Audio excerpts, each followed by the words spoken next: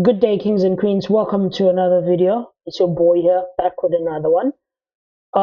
This is kind of frustrating because actually you don't know this, but well, I'm telling you now. I just finished recording this video only to find that the mic was not turned on. Now I have to do another take, so it kind of sucks. But I guess that one was not good enough, so I will start it here from scratch again. So here was I had the white pieces. This was a Panov attack. I won this game. I will be sharing a lot of other games also that I lost and the lessons that I took away from them.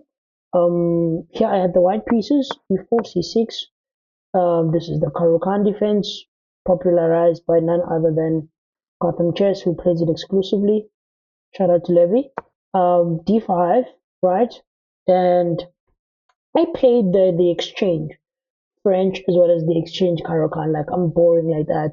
In fact, I used to play the advance in the French as well as the Tarash defense. But I'm kind of changing up a bit and starting some other things lately. But anyway, pawn takes c4. This is known as the Panov attack, which is what I play.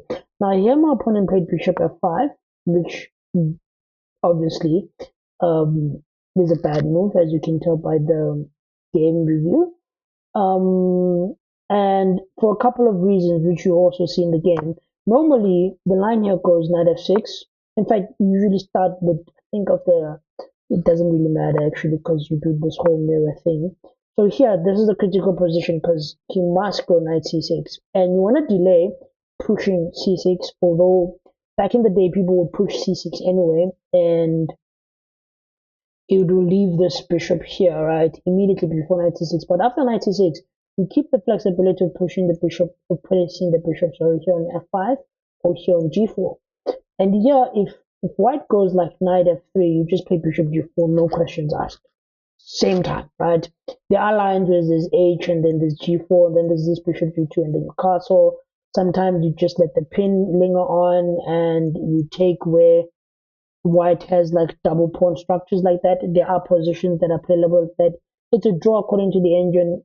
You get compensation for play, but you must try and exchange queens if you can.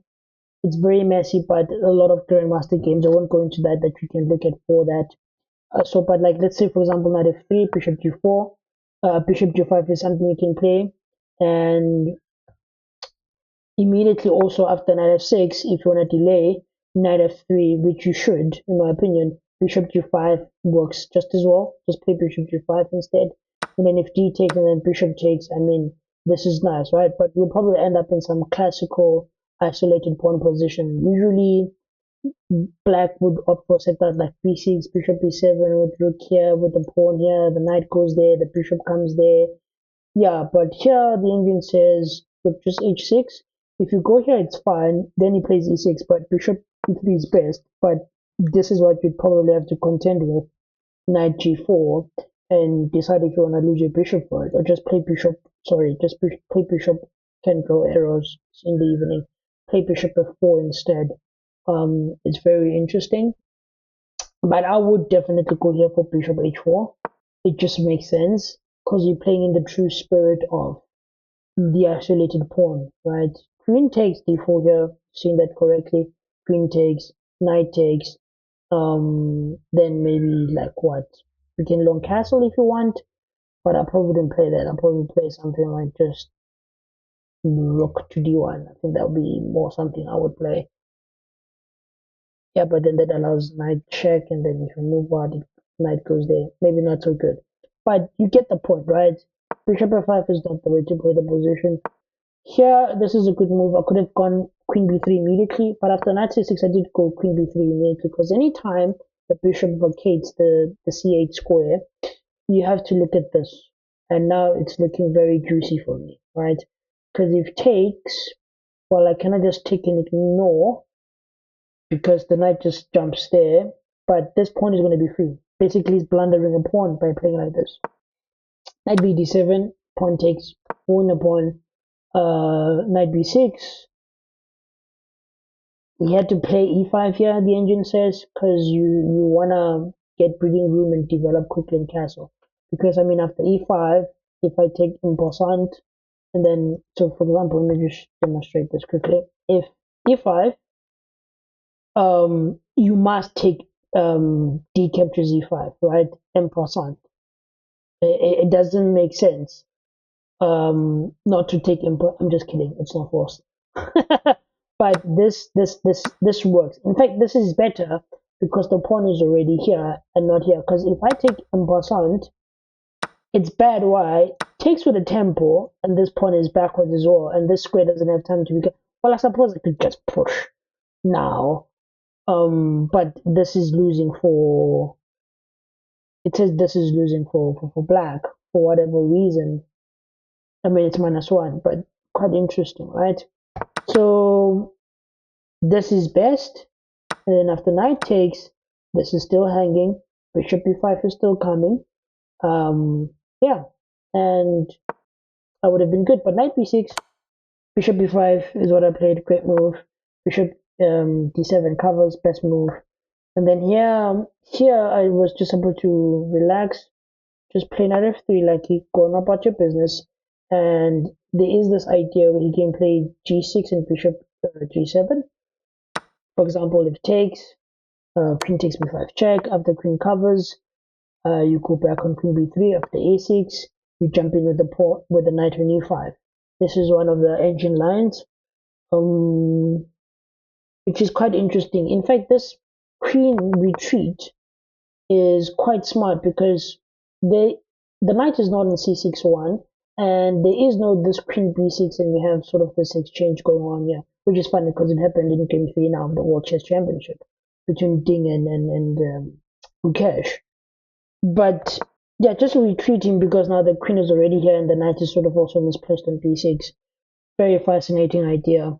Something to think about. In fact, this is the line that the engine wants, which we obviously didn't go for, or which I ended up playing bishop after bishop b7. I played bishop g5, and yeah, this is the wrong approach. This is the wrong approach. You can see the eval goes from +2 or 1 point something to dead equal. I just gave back the advantage basically. Queen, bishop takes b5, queen takes b5 check, queen d7, has to cover with the queen. And then knight, okay, yeah, I took bishop takes f6 as an okay move. Could have just taken the queen immediately, and then after takes, I played knight f3. Yeah, also stood up, could have taken the queen. I let him take me instead, and then I take there. Then he regains his pawn. Then here, castled. Engine just wanted king d1, and which makes sense because if you demonstrate the idea of the engine, there are no queens. There is no white bishop to harass me on these white diagonals. I mean, it's pretty high level, right? And yeah, you get the open files immediately. Black can even play something like king d7 themselves because the knight cannot jump in on e5 because the pawn guards that. It controls that square. And then after a move like, what, bishop e7 maybe? Or maybe if he wants to go for this plan, I don't know if it's still viable in this line. And he also just gets to get the center, right? So for example, if I just play this c1, just bishop e7. Bishop e7, connect rooks, we are bowling, right? It's going to be a fight. So quite a learning curve. But I played knight f3, queen takes, he got his queen back, and then I castled. And then bishop e7, of course, rook e1. And here, he misses this. King d7 is still the best option. Why? Because same idea, like I just demonstrated. You just connect the rooks. There's no need to castle. You just connect the rooks. But he castles too. Yeah, it takes a while to be able to break the rules that chess has, and when you have to fully understand them. But for now, I mean, we are not 2700. This is okay, just castle, right? But it just goes to show little things like this is what makes all the big difference, especially amongst players like myself and stronger players. It's these little things. So I opted to win the pawn this way. Actually, ended up not winning the pawn, but yeah, I just ended up squeezing him here with rook c1.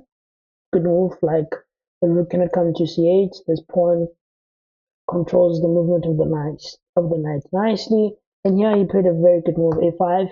The only way the rook gets into the game and is the best move. And here d6. And here I was not supposed to rush with d6 because you see the pawn doesn't have much support given the nature of the pieces. Here the engine wanted me to go h4, which is the best move. And then after rook a6, I can play knight d4. After rook d6, rook c5. And after I play something like knight b5 or f5, you see now all the pieces are participating in helping the pawn advance forward.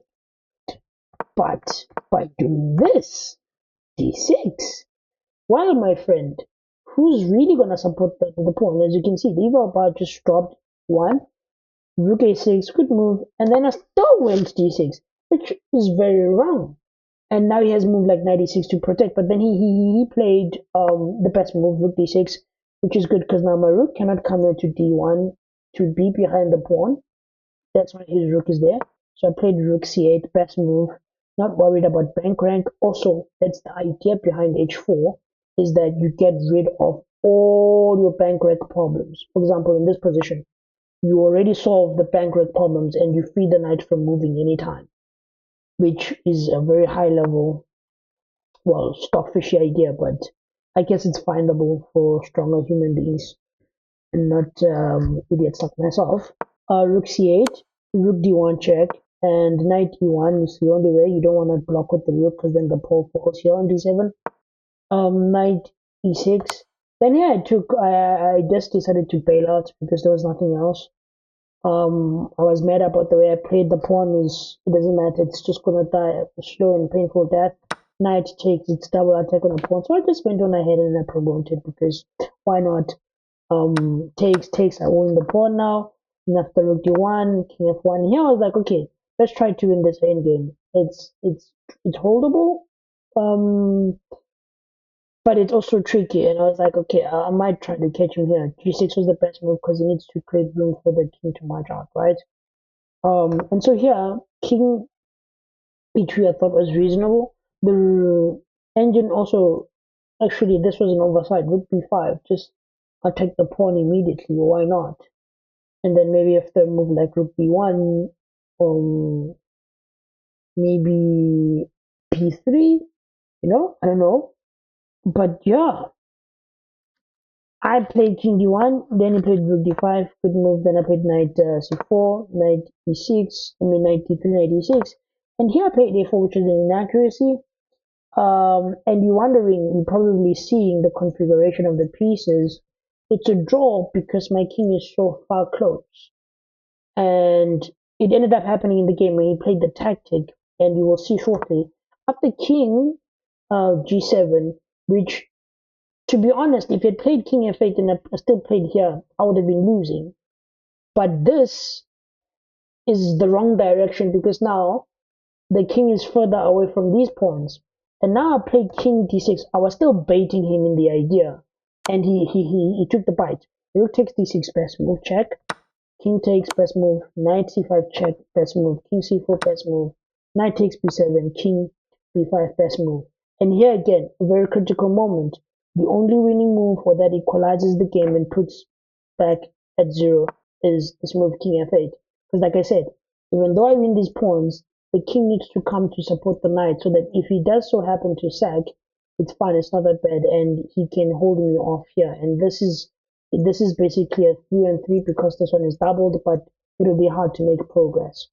Um, yeah, he did not do that. He gave me a check instead with knight d6. This is a bad move, and already, as you can tell, this was winning, and I did went on to win because now I was understanding what's going on. I understand it now. You know what I mean? Anyway, 94, king b4, and then just march forward. It doesn't matter. The pawn is going to promote. There's no way he's stopping the pawn. Yeah, I walked in with my king, and then king b7, and yeah, my opponent resigned. I was not happy with this game. There were a lot of mistakes, there were a lot of errors, but it's also a learning curve for me that I need to relook at, especially when I Panov attack against the Karakan, um, which I usually play. I have studied a lot of the lines where the B pawn, I mean, the G pawn takes an F3 and you have like double pawns and it goes to an endgame. So it's something to practice really, which is very nice. It's quite interesting. I think the toughest Caro-Kann I had played personally was the G6 Caro-Kann with the bishop being shadowed here against my Panov attack. I think that system works a charm with E6 as well. Especially, I think it's also easy to play for beginners. I don't know, but there's a lot to learn. Look, it's a learning curve. Yeah, and the idea of H4 and also me that I do not have to rush with like D6, D5 just because the pawn is passed. I should be more patient. That's something actually I need to work on a lot, being patient. That's something I'm taking out of this game as well. Yeah, and maybe learning also how to have a good piece coordination, especially with the knight d6 configuration. I showed you knight d4, rook c5, and then knight b6, so jumping to f5. I need to learn more about that too. So yeah, this one was it gave me something really to reflect on, which is good. I hope to improve with the next one. In any case, don't mind if you see the next videos I'm wearing the same attire. I'm gonna be filming quite a few. So yeah, until the next one, I will see you. You have a good one. I'm probably gonna record the next three now. So cheers.